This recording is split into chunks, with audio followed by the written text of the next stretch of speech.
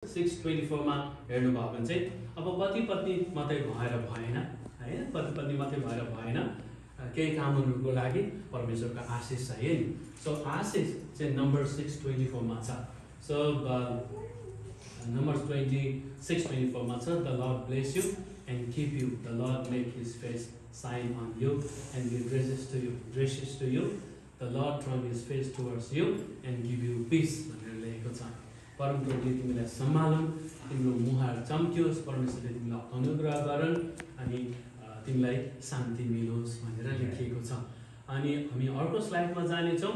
अनि उत्पत्ति 18 को 10 देखि 14 मा हेर्नुभयो भनेदेखि चाहिँ उत्पत्ति 18 को 10 देखि 14 मा हेर्नुभयो भने चाहिँ तपाईले निकै पाएको श्रीमान श्रीमतीको बारेमा थाहा पाउनुहुन्छ।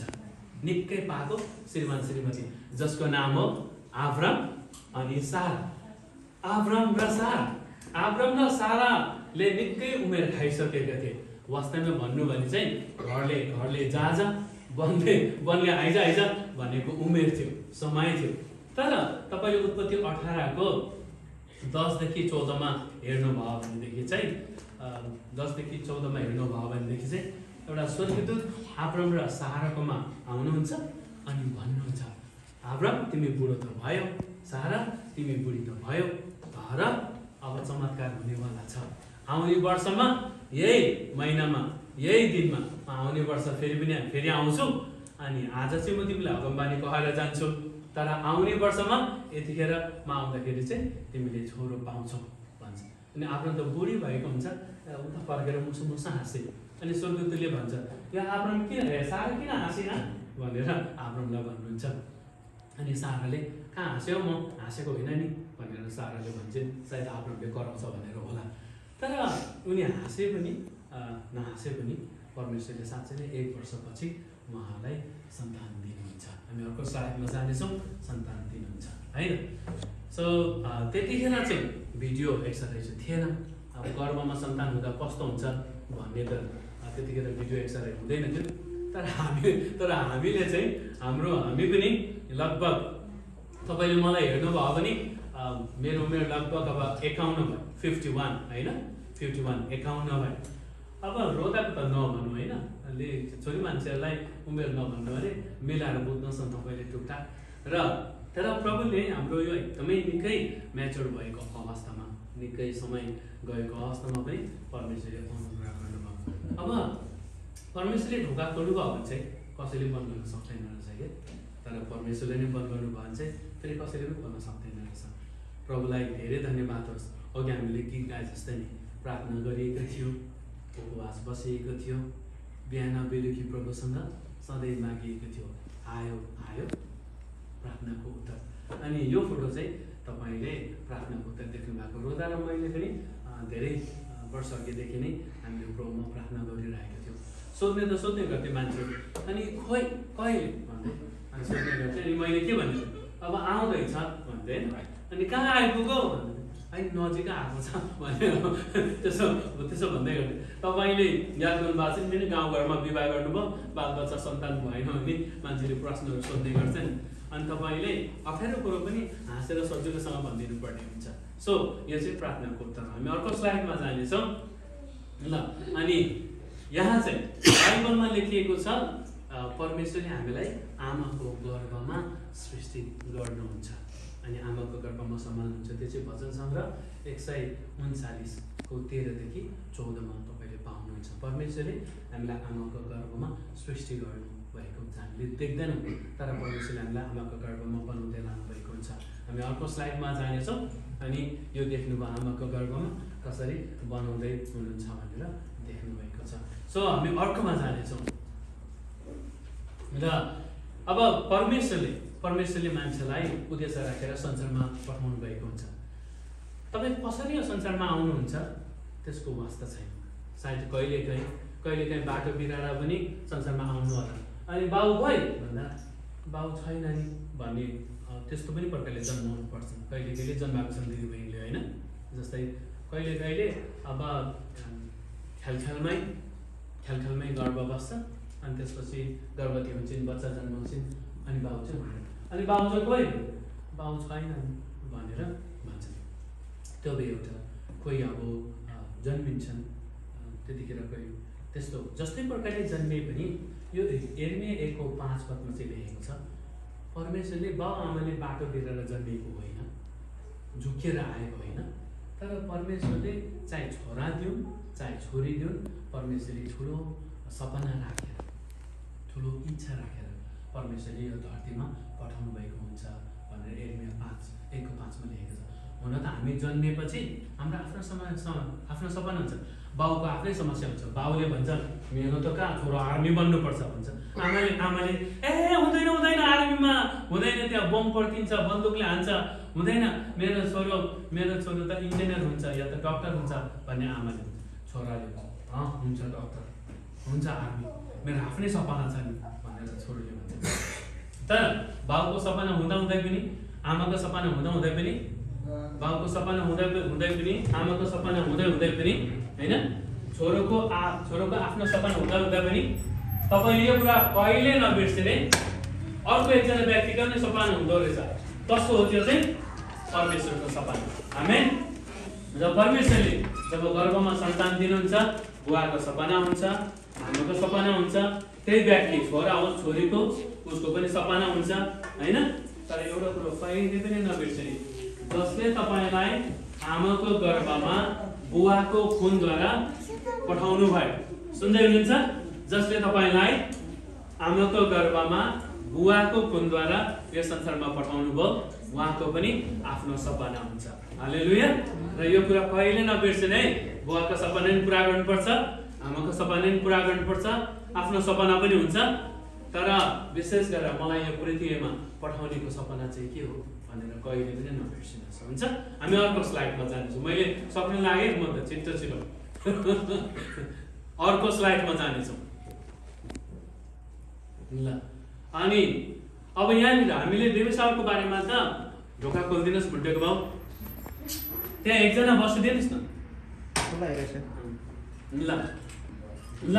अब एउटा प्रश्न हुन्छ नि होइन, ल बेबी सावरको बारेमा जस्तै बच्चा गर्भमा आउँछ कसरी आउँछ भनेर त हामीले हेऱ्यौँ, हामीले बुझ्यौँ। तर बेबी सावरको बारेमा केही प्रश्नहरू आउँछ नि, who started the baby shower? हामी त मण्डलीको विश्वासी रहौँ अनि welcome, we are glad that you are here, I will see you after few minutes. अनि कहिले कहिले हामीलाई प्रश्नहरू पनि आउँछ नि, कहाँ गएर आएको? बेबी सावरमा गएर आएको। कहाँ थियो? चर्चमा। ए अनि बाइबलमा बेबी सावर पनि रहेछ त भन्ने सोध्ने हुन्छ कोही। कसैले चाहिँ बेबी सावर चाहिँ मलाई थाहै छैन, कसले सुरु गर्यो, कहाँ सुरु गर्यो भन्ने पनि हुन्छ है। I trust you will run with me. So हामी हेर्नेछौँ हु स्टार्टेड द बेबी सावर। हामी अर्को स्लाइडमा जानेछौँ र म तपाईँलाई सबै पढ्यो भने लामो समय जान्छ। म तपाईँलाई छोटकारीमा बेबी सावर कसरी सुरु भयो भनेर भन्छु। यो दोस्रो विश्वयुद्धपछि, सेकेन्ड वर्ल्ड वार पछि, दोस्रो विश्वयुद्धपछि इङ्ल्यान्डको क्विन एलिजाबेथले चाहिँ यो बेबी सावरलाई सुरु गर्नुभएको। किन सुरु गर्नुभयो भन्दा चाहिँ युद्धमा धेरै मानिसहरू मरे अनि जनसङ्ख्या एकदमै धेरै थोरै थियो, कम थियो। अब बालबच्चाहरू पनि थिएन त्यतिखेर। अनि हुँदा त भ्यालु हुँदैन नि त होइन, हुँदाखेरि त धेरै हुन्छ नि, हुँदा त भ्यालु हुँदैन नि त, तर नहुँदाखेरि चाहिँ धेरै भ्यालु हुन्छ नि त मान्छेलाई। त्यो हुँदाखेरि त्यतिखेर युद्धले गर्दा धेरै मानिसहरू नाश भएर सकेर गए।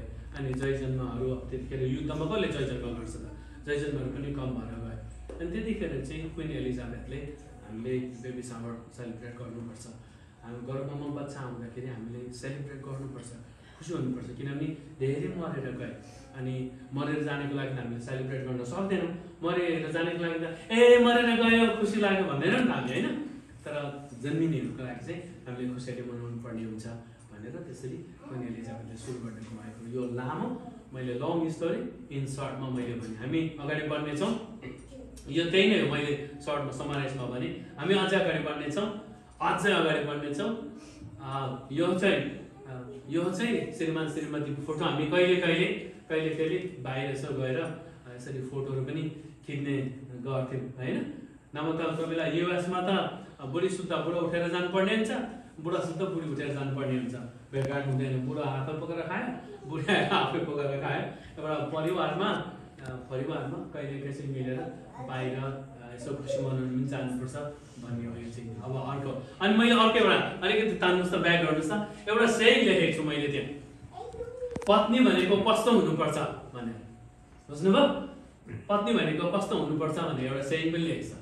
पत्नी भनेको त हँसाउने हुनुपर्छ, रुवाउने त सबैको हुन्छ। खतरा लेखेको छु भन्छ सर, मन पर्यो? मन पर्यो नि मलाई नमाग्ने। पत्नी भनेको चाहिँ हँसाउने हुनुपर्छ अरे, रुवाउने त सबैको हुन्छ अरे, होइन? मलाई कहिलेकाहीँ लाग्छ, मलाई कहिलेकाहीँ नि कसैले सोध्छन् कि तपाईँ रोदाको लागि कस्तो पति हो भनेर मलाई एकजनाले सोध्नु भएको थियो क्या। अनि मैले मलाई भनेको थिएँ, म त रोदाको लागि त सबैभन्दा बेस्ट, एकदम मिस्टर ह्यान्डसम भन्दा पनि, मोती भन्दा पनि एकदमै बेस्ट भनेर भने। अनि कसरी भनेर सोध्नु भएको थियो। अनि मैले भने मेरो श्रीमतीले एउटा टी सर्ट पसलमा गएर, दोकानमा, स्टोरमा गएर एउटा टी सर्ट किन्नको लागि त 100-200 वटा टी सर्ट भतभतुङ्ग पारेर लास्टमा एउटा टी सर्ट टिप्छ, होइन? एउटा टी सर्टको लागि त 150-200 टी सर्टहरू भतभतुङ्ग पारेर एउटा टी सर्ट टिप्छ भनेदेखि अब त्यस्तो 150-200 टी सर्ट भतभतुङ्ग पार्नेले श्रीमान छान्दाखेरि नराम्रो छान्छ त, है? छान्दैन भनेपछि म एकदम खतरा खालको बेस्ट खालको श्रीमान रहेछ नि त, एकदमै पाउँ मैले। हेर्नुहोस् त, हिरो भनेको लास्टमा आउँछ नि। हुन्छ, हामी अर्को स्लाइडमा जानेछौँ ल। अनि यो जोसुवा 24:15 चाहिँ लेखेको छ, यहोशूले भन्छन् अब तिमीहरू चाहिँ स्वीकार गर, तर म र मेरो परिवारले चाहिँ प्रभुको सेवा गर्नेछ भनेर लेखेको छ। सो हामी दुईजनाले पनि, रोदा र मैले पनि, हामीले जहिले पनि प्रभु हामी तपाईँको सेवा गर्छौँ भनेर हामीले भन्ने गर्छ। हामी नै अर्को स्लाइडमा जानेछौँ ल। अनि अब भने चाहिँ हामी यहाँबाट धेरै भनेको 10 मिनट, नभए 10 मिनट कम्तीमा हामी परमेश्वरको वचनलाई हेर्छौँ। अब भने हामी बिब्लिकल बेसिसबाट हेर्छौँ। Look chapter 1 verses from 39 to 45 ला हामी हेर्नेछौँ है, आजको मुख्य वचन चाहिँ। हुन्छ ल, म अङ्ग्रेजीमा पढ्छु। I am going to try to read it in English. So if you don't understand English, that means your problem. I read it in English. म अङ्ग्रेजीमा पढ्छु। मैले अङ्ग्रेजीमा पढ्दा बुझ्नु भएन भने त तपाईँको समस्याहरू मैले त पढेँ नि त, होइन? Okay, so Luke chapter 1 verses from 39 to 45. Okay, Mary visit to her relative Elizabeth. Mary traveled to a city in Judea where upon hearing Mary's greetings, Elizabeth is filled with the Holy Spirit. Elizabeth, unborn son, John the Baptist, lived in her womb, and Elizabeth proclaimed, Mary is blessed among women, and blessed is her child, recognizing the mother of the Lord has come to her. She then blessed Mary for believing God's promise. And अर्कोमा जानेछौँ ल। अब as Mary came to visit relative Elizabeth, you all are ल हुन्छ, हामीले यसमा पढ्यौँ। सबै पढ्यौँ त। म एकचोटि नेपालीमा पढ्छु है, अनि नेपालीमा बोल्छु है। अन्त यहाँनिर यो लुका 1 अध्यायको 39, लुक च्याप्टर 1 verses from 39 ल। अब सुन्नुहोस् त, म यो पढेर सकिहालेँ है। ती दिनमा मरियम आतुर्यसँग पहाडतर्फ यहुदीको एउटा गाउँमा गइन् र जकरियाको घरमा पसेर एलिजाबेथलाई अभिनन्दन गरिन्। 41 जब एलिसिबाले मरियमको अभिनन्दन सुनिन्, तब तिनको गर्भमा बालक उफ्रियो र एलिसाबा पवित्र आत्माले भरपूर्ण भइन्। र एलिसाबाले चर्को स्वरले भनिन्, स्त्रीहरूमा तिमी धन्यको हौ र तिम्रो गर्भको फल धन्यको हो। 43 अनि म माथि कसरी यस्तो कृपा भयो कि मेरो प्रभुको आमा मौका आइन्। सो 44 किनभने हेर तिम्रो अभिनन्दन मेरो कानमा पर्ने बित्तिकै बालक मेरो गर्भमा आनन्दले उफ्र्यो। तिनी धन्यको हुन् जसले परमेश्वरले तिनलाई भन्नुभएको कुरो पुरा हुनेछ त्यो विश्वास गरे। ल हुन्छ, अब हामीले वचन पढ्यौँ। अब हेर्नुहोस्, मरियम चाहिँ यीशुको आमा हो। Mary is the mother of Jesus. अनि एलिजाबेथ चाहिँ she is the mother of the John the Baptist. अनि एलिजाबेथ अनि त्यतिखेर दुईजना गर्भवती थिए है। मरियम पनि गर्भवती थिइन् अनि एलिजाबेथ पनि गर्भवती थिइन्। सो एलिजाबेथ चाहिँ 6 महिना अगाडि गर्भवती थिइन्, मरियम चाहिँ 6 महिना पछाडि गर्भवती थिइन्। मरियमको कोखमा चाहिँ प्रभु यीशु ख्रीष्ट हुनुहुन्थ्यो, तर एलिजाबेथको कोखमा चाहिँ जोन द ब्याप्टिस्ट हुनुहुन्थ्यो। अनि मरियम चाहिँ यहुदीहरूमा मरियम चाहिँ कुदेर छिटो एलिजाबेथ भएको ठाउँमा जान्छे। सुन्नुहोस् है, जब एलिजाबेथ गर्भवती छिन् भनेर मरियमलाई थाहा भयो अनि मरियम चाहिँ एलिजाबेथ भएको ठाउँमा जान्छन्। अनि एलिजाबेथ चाहिँ यहुदीमा बस्थे। अनि जब मरियमले एलिजाबेथलाई भेट्छिन् अनि उनीहरूले जस्तै हामीले भेट्दाखेरि जय मसीह भनेर भन्छौँ नि होइन, त्यतिखेर त अब जय मसीह त भन्दैन थियो होला, आफ्नै प्रकारले उनीहरूले अभिनन्दन गर्थे। मरियमले जब एलिजाबेथलाई जय मसीह भनेर भने अनि एलिजाबेथको गर्भमा भएको बच्चा जो चाहिँ त्यतिखेर त जोन द ब्याप्टिस्ट त पछि नाम राख्यो, गर्भमा त नाम राखिँदैन अब होइन, कि त गर्भमै नाम राख्नका लागि तितस बलकुटी हुनु पर्यो होइन, त्यतिखेर त बच्चा गर्भमा हुँदा त नाम राखेको थिएन। सो अनि एलिजाबेथको पेटमा भएको गर्भ चाहिँ उफ्रिन्छ, खुसीले उफ्रिन्छ। अनि त्यस पछाडि उनीहरू बस्छन् अनि उनीहरू प्रार्थना गर्छन्। अब तपाईँले यहाँनिर 46 देखि हेर्नुभयो, लुक च्याप्टर 1 verses from 46 देखि 56 सम्म हेर्नुभयो भने चाहिँ Elizabeth and Mary both of them got together and they sang a song. मरियम र एलिजाबेथ दुईजना मिलेर गीत गाएको छ। आमेन। भनेपछि व्यभिचारमा गीत पनि गाउँदछ। हेर्नुहोस् त, हामीले त अघि गायौँ, मैले यो वचन पढेर चाहिँ व्यभिचारको गीत लेख्नु पर्ने रहेछ भनेर उत्साह भएको है त। अब हेर्नुहोस्, अब म तपाईँलाई कम्पेरिटिभ स्टडी गराउँछु है। अब ती दिनको मरियम चाहिँ तपाईँहरू हुनुहुन्छ, बुझ्नुभयो? ती दिनको मरियम चाहिँ तपाईँहरू हुनुहुन्छ, किनभने मरियम चाहिँ एलिजाबेथलाई भेट्न गयो नि त।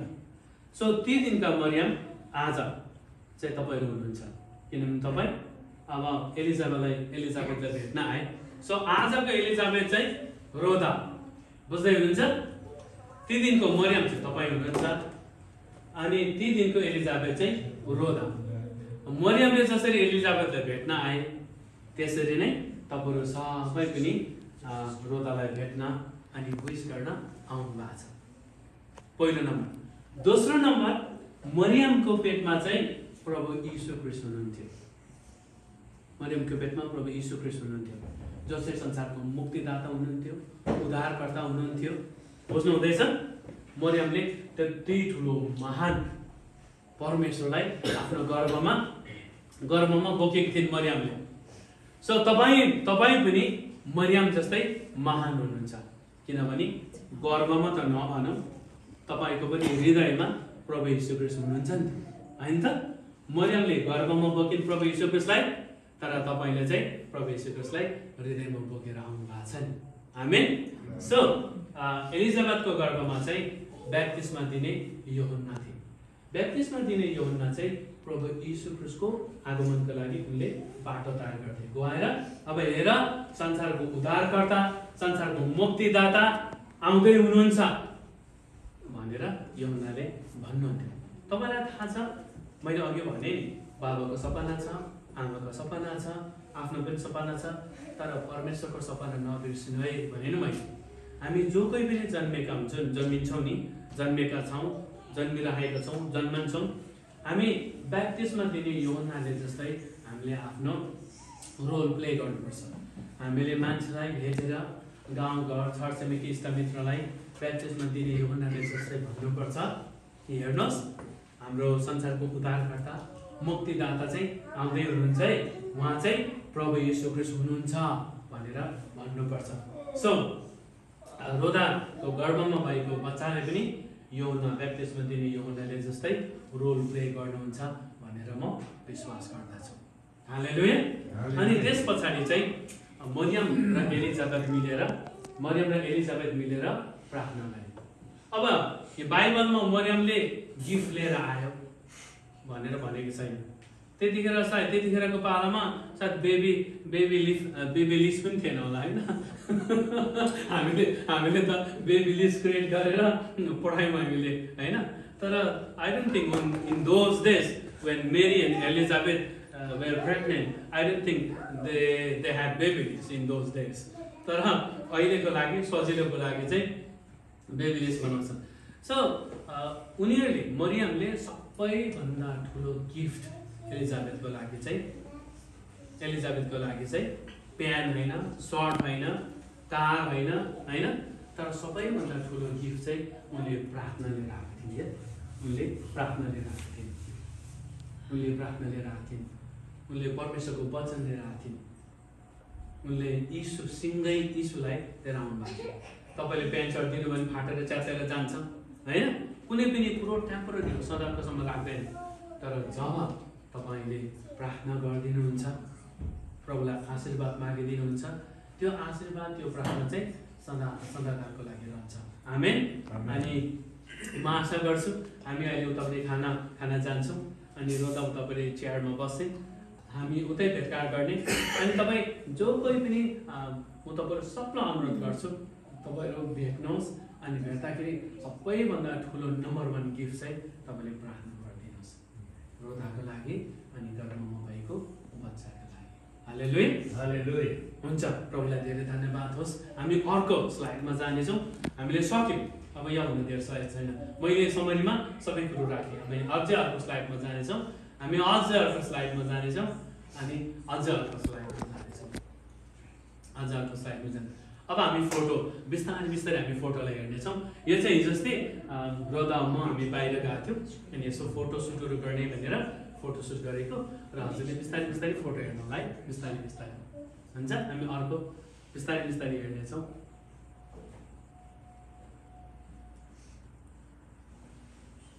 हजुर आफैले एकछिनमा चेन्ज गरिदिनुहोस्। आफै चेन्ज हुन्छ, आफै चेन्ज हुँदैछ। यो पछि हामी प्रार्थना गरेर निस्किन्छौँ है त।